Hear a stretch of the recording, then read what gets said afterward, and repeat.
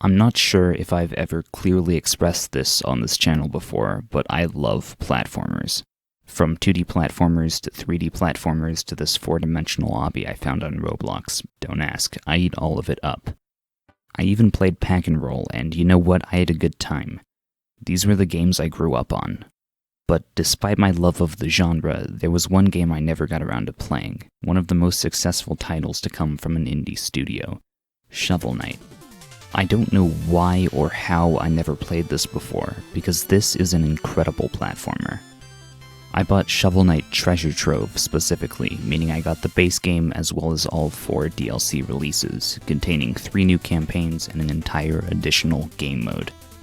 I won't be touching on the other game mode, Shovel Knight Showdown, in this video, mainly because I preferred the platforming to the boss combat, and Showdown seems to be built around the latter.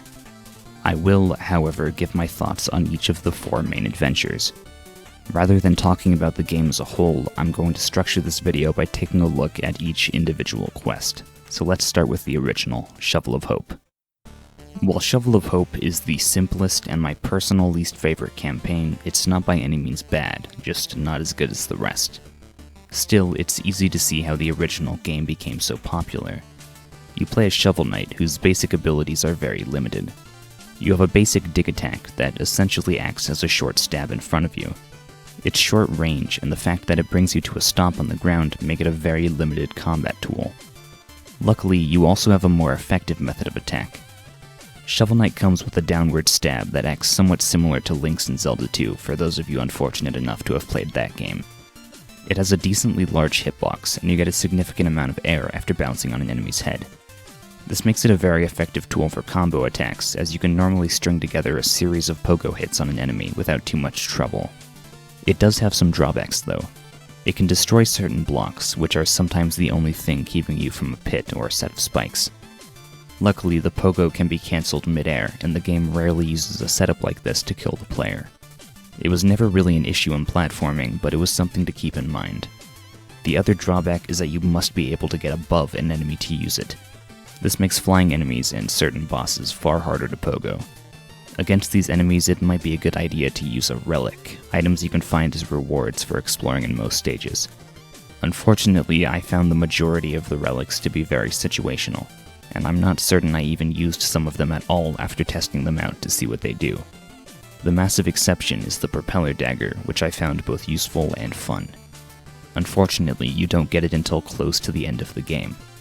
However, even with the relics, Shovel Knight doesn't have a lot of powerful offensive options.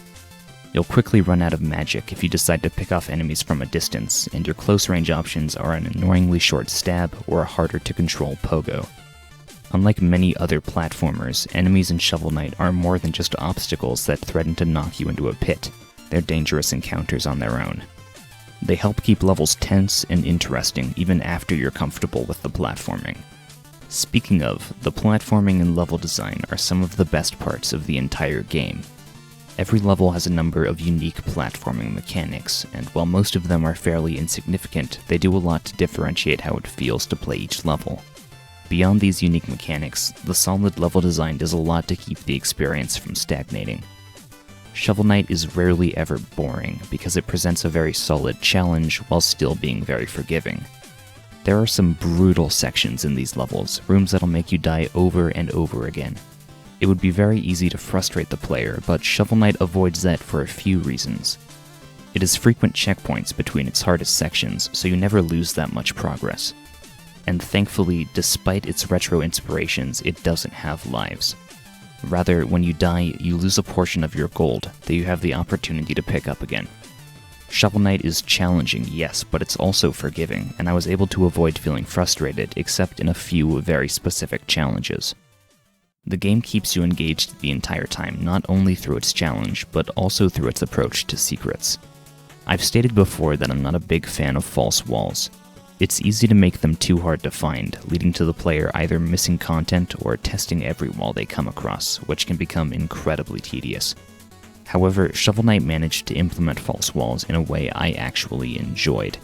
They often mark breakable walls with some sort of visual cue.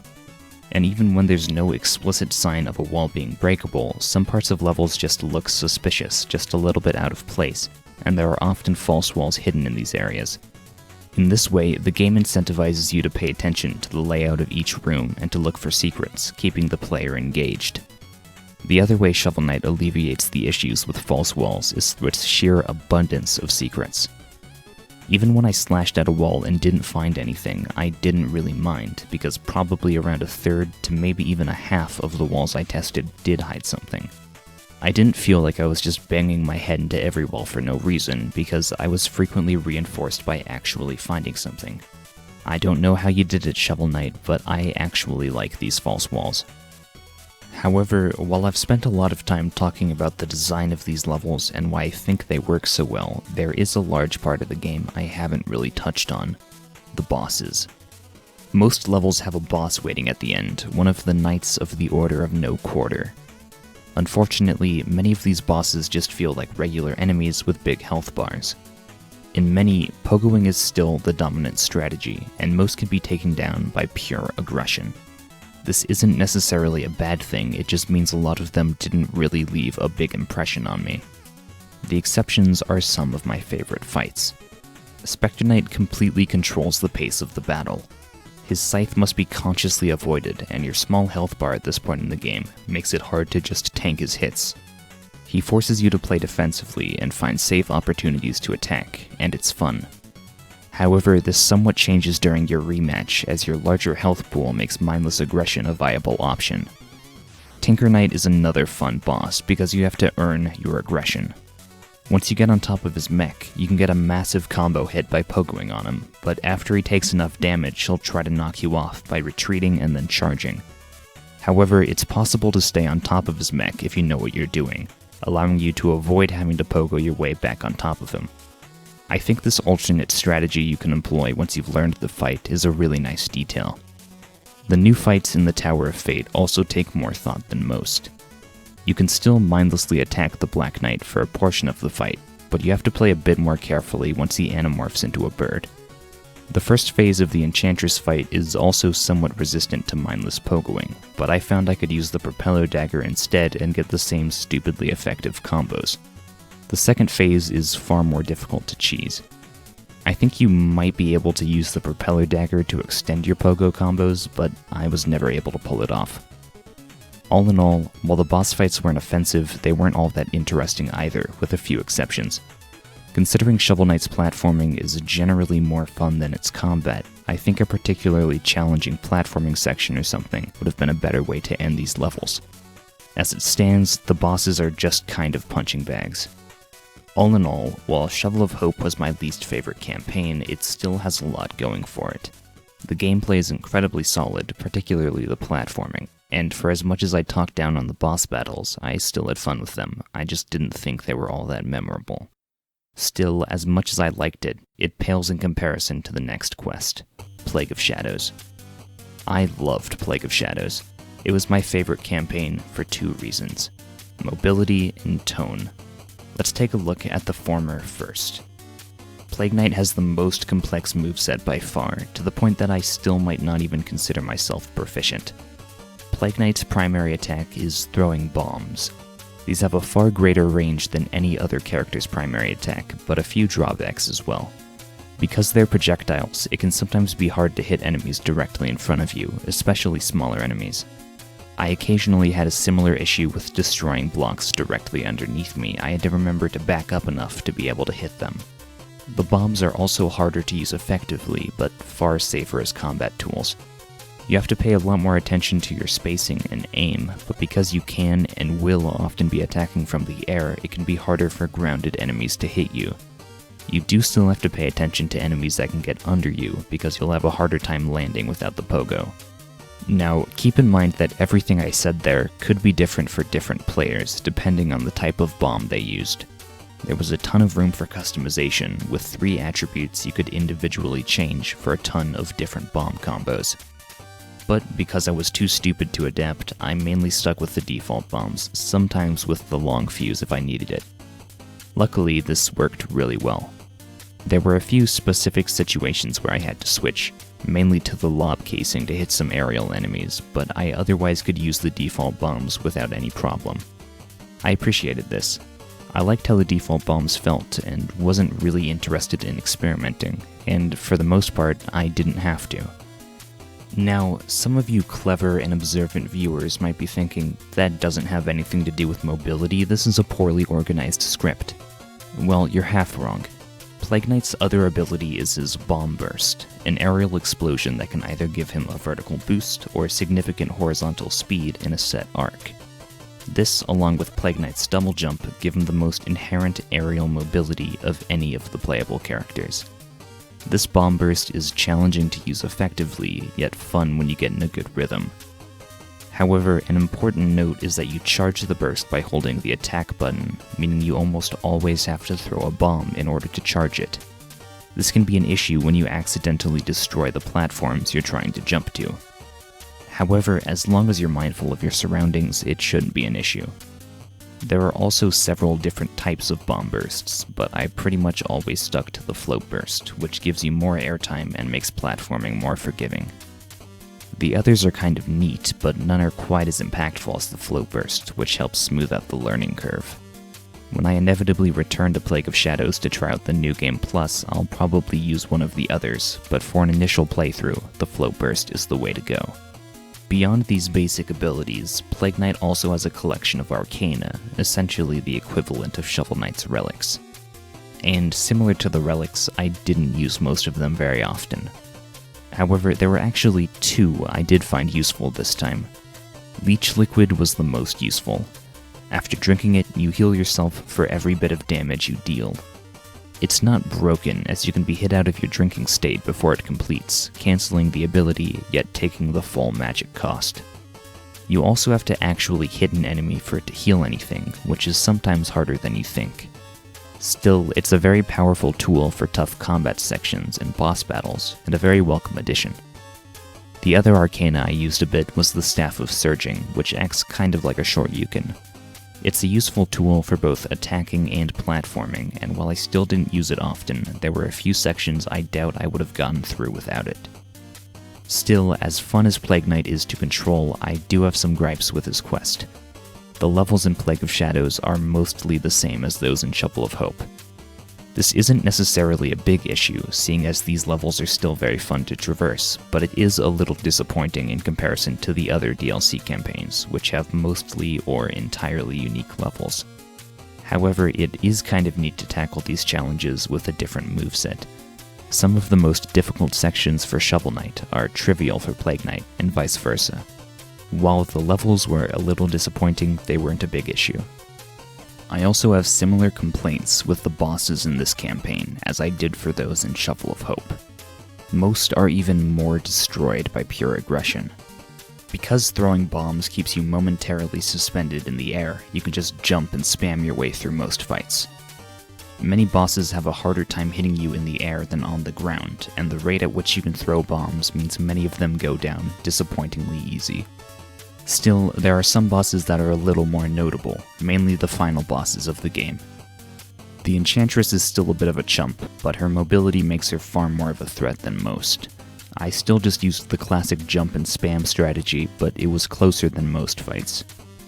The titular Plague of Shadows was also fairly resistant to bomb spam, mainly because his mobility matches your own, and he has no problem hitting you out of the air. He was still a pushover though, and I got him first try. The Corrupted Essence, on the other hand, gave me a lot of trouble. It took me a good number of attempts to figure out you can break the orb to make him vulnerable. In hindsight, it was pretty clear, but I didn't figure it out for a while. I spent my first attempts trying to hit him when he opened his mouth to do an attack, which, as you can probably imagine, wasn't very effective. He was still pretty challenging even after I figured out his weakness.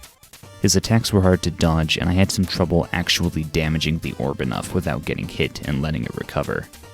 Still, it wasn't nearly as hard as the Enchantress Mark II from Shovel of Hope. However, despite my complaints, Plague of Shadows is still my favorite campaign by a pretty large margin. The reason is the second strength I brought up when introducing it. Its tone. It's funny, I mean the entire game is pretty funny, but something about Plague of Shadows in particular really got me. There are a ton of stupid details and moments, like the fact you can blow up most of your minions or teach Plague Knight to dance. I won't go on about this for too long, comedy being subjective and all that, but the jokes in this campaign really landed for me. I really enjoyed the story as well.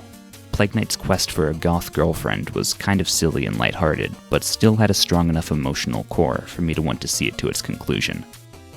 The ending was cheesy, essentially ending with, maybe the real ultimate power was the friends we made along the way, and I absolutely ate it up. The overall silly tone kept me constantly entertained, so entertained in fact that I played the entire quest, all 8+ hours of it, in a single day. I really enjoyed Plague of Shadows. And while not quite as good, I also really enjoyed the third quest, Spectre of Torment. Spectre Knight benefits from increased mobility, similar to Plague Knight, yet is far easier to learn. Your main method of attack is your Scythe, which you can either use on the ground for a fast yet short-range attack option, or in the air for a safer yet slower aerial strike. I found myself using the aerial strike a lot more, both because it felt like the more effective option and because it was much more fun. When hitting an enemy, you'll often be bounced back and in a good position for another hit, making the aerial slash a good tool for combo hits, similar to Shovel Knight's Pogo, but significantly easier to pull off due to its auto lock-on. If you use an aerial slash as the finishing blow, you'll cut right through them instead of bouncing back in a really satisfying finisher.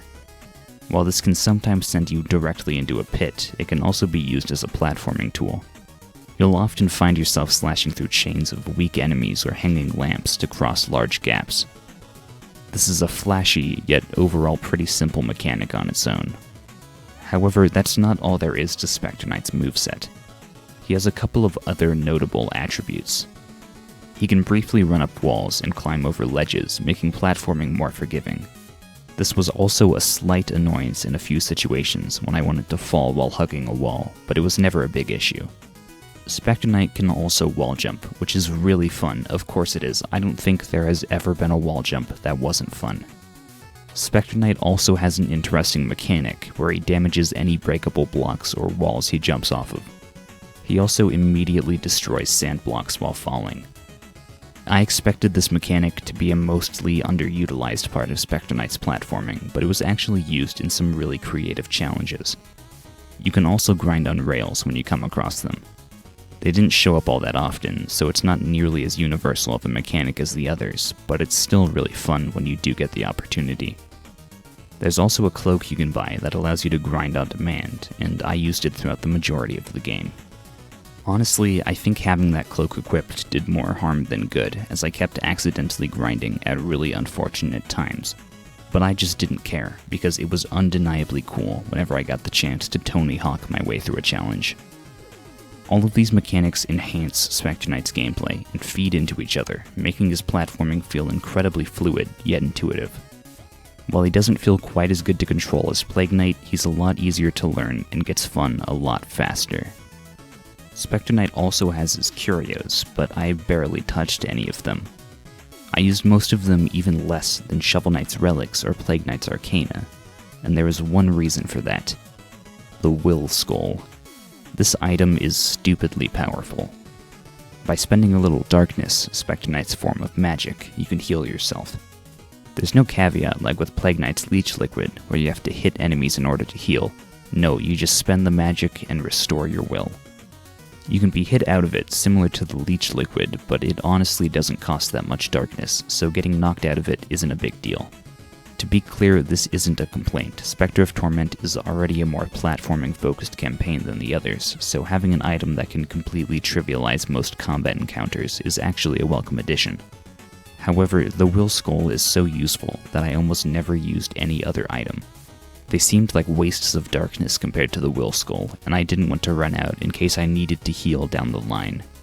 So as for the other curios, they could be really useful and well designed, or they could be really lame and poorly designed.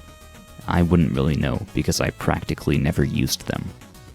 Now, I've expressed disappointment with the boss battles in both of the previous campaigns, mainly complaining about how mindless a lot of the fights are, and unfortunately, Spectre of Torment is the greatest offender out of all of them. I do appreciate that the boss battles were all redesigned for Spectre Knight, something I can't say about Plague of Shadows. However, they almost all go down incredibly easy to the aerial strike, especially when you consider how easy it is to heal with the Will Skull, meaning you can tank a lot of damage with few consequences. However, as always, there are a few exceptions. I really liked Tinker Knight's redesign. Instead of simply getting on top of his mech and spamming your basic attack, you have to survive the horizontal auto-scroll section first and foremost. Whenever you get knocked off of the mech, you have to platform your way back to the right side of the screen, avoiding both Tinker Knight's attacks and the bottomless pits along the way. This was the most challenging fight in Spectre of Torment for me in the best way. I thought it was a lot of fun. I also enjoyed the Enchantress here more than the other quests. There's a greater emphasis on the destructible ground, as you can easily destroy useful platforms by jumping too much or missing an aerial slash. The final boss was a little underwhelming though. It was definitely the easiest final battle out of any of the campaigns, and there's not a lot to it. You just kind of rail grind, occasionally avoiding an attack or two until he goes down. I do find the rail grinding cool, so the boss was still pretty fun, but it definitely wasn't as interesting as the other final battles. Overall, the bosses in Spectre of Torment were a bunch of chumps. Very few of them were memorable. Still, despite the lackluster bosses, Spectre of Torment was my second favorite campaign. It was probably the easiest quest, but I didn't really mind. Spectre Knight's movement was fluid and fun. I liked that the levels had a lot more new content than Plague of Shadows, and the story of Spectre Knight recruiting the Knights of the Order of No Quarter was pretty cool. It's a campaign I'm looking forward to playing again in the future. And that leaves us with only one more to talk about. King of Cards. This one wasn't my favorite. I still prefer to Shovel of Hope, but it's not nearly as good as Plague of Shadows or Spectre of Torment. Let's get this out of the way first, because it's the easiest part of this campaign to talk about. I'm very bad at Joustus. Joustus is an original card game created for King of Cards. It involves arrows and gems and the graveyard, and I did not get it. It's not that it was a particularly complex card game, but it was like learning chess for the first time. Sure, I understood the rules, I knew how everything moved, but I still got my ass kicked because I did not understand the strategy. And it does seem like an interesting strategy game. You need to be thinking multiple moves ahead and considering your win conditions, and paying attention to your opponent's cards and special abilities, and I just didn't really have the patience for it. It didn't help that you have the ability to create your own deck. It's kind of neat, but it raises a lot of questions for an inexperienced player, questions I never figured out the answers to. Do you stack your deck with all of your most powerful cards, or do you leave some fodder cards that are easier to push around for both you and your opponent? If so, how many? What do these special borders mean? I figured that one out by looking it up. It means they're unique. Still, I found Joustus too overwhelming, and I wasn't really in the mood to learn an entirely new strategy game, so I quit about halfway through the second Joustus house. It seems like a pretty well-designed minigame, and I can see people who are into that sort of thing really sinking their teeth into this. But one of those people I am not. But it was after I gave up that I made an important realization. You are not required to play Joustus. It's just a minigame. And that, my friends, is what I call good game design. I was worried that, seeing as the entire plot is built around a Joustus tournament and becoming the King of Cards, I would have to force myself to learn the game. But no, you can completely ignore it and just play through the platforming segments. Speaking of, King Knight has some pretty fun platforming, though I don't think it's quite as good as Plague Knights or Spectre Knights. King Knight's main ability is his Shoulder Bash, which can be used both on the ground and in the air. If you collide with an enemy, block, or certain walls, you'll gain a little bit of height and start to spin. Beyblade Knight acts a lot like Shovel Knight's Pogo, damaging enemies and breaking blocks. As far as his heirlooms, essentially relics, go, as usual, I didn't really use them. There are two reasons for this. I wanted to save my vigor in case I needed to use the healing hammer, which I never got very good at using anyway, and I just didn't pick up a lot of them. I skipped a fair amount of content in this campaign, and in fact I didn't even complete this quest. Let's talk about that. But first, let's discuss the bosses in King of Cards. You know what's coming. I actually like these bosses a lot. I think they're the best in the entire game. They take the complexity of the bosses in Spectre of Torment, but take away the ridiculously capable moveset of Spectre Knight. King Knight feels a lot more limited than the other DLC characters, and while this does make platforming a little less fun, it also makes bosses a lot more engaging. Some of the bosses, namely the ones you run into on the map screen, are still kind of underwhelming, but the major bosses are all more interesting fights. The battle against King Pridemore isn't all that mechanically interesting, but it makes up for it in sheer spectacle. The fight against the Triumvirate King, however, is mechanically unique, as you manage this small, movable boat that acts as your only platform. One bad decision is enough to insta-kill you by knocking you into the water, so you have to decide whether to try getting risky hits that could leave you too far away from your boat, or to patiently wait for safe opportunities, increasing your chances of dying by prolonging the fight. And then there's King Birder, my favorite fight in the game. It would already be a fun battle with just King Birder's most basic moveset. His erratic movement and surprisingly tricky projectiles mean you have to pay a lot more attention to positioning than normal. However, that's not all there is to this fight. You battle in a dynamic arena with moving blocks, constricting walls, and King Birder's water pillars frequently redefining the borders and forcing you to move. I really enjoy this fight. And then there are the final battles. The Enchantress is the same as ever, but the Grand Triumvirate. Oh god, the Grand Triumvirate. I like this boss, I do, but I absolutely hate this boss at the same time. It's a cool fight, and I really like its design. It truly is an amalgamation of each of the King's fights, taking the defined weak point from King Pridemore, the moving platforms from the Triumvirate King, and the tricky projectiles from King Birder. It's a very cool fight, but it is brutal. Reacting to its hand movements and hitting its weak points are pretty difficult on their own, but the projectiles add a whole new level of challenge. It took me about 20 minutes to beat it.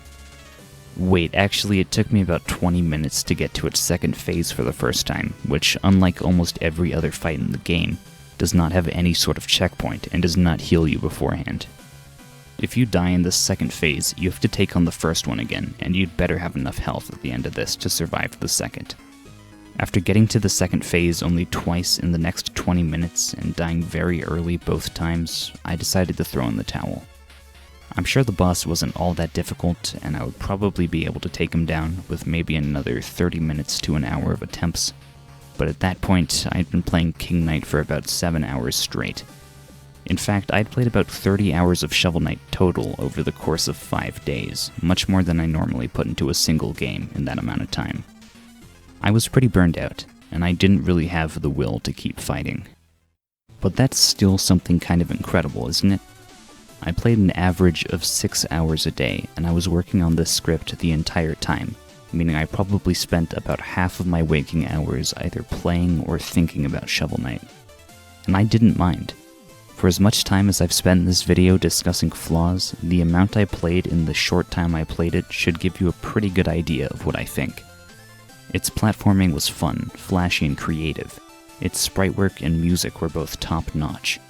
For as oversaturated as the retro throwback indie game market is, Shovel Knight still manages to shine.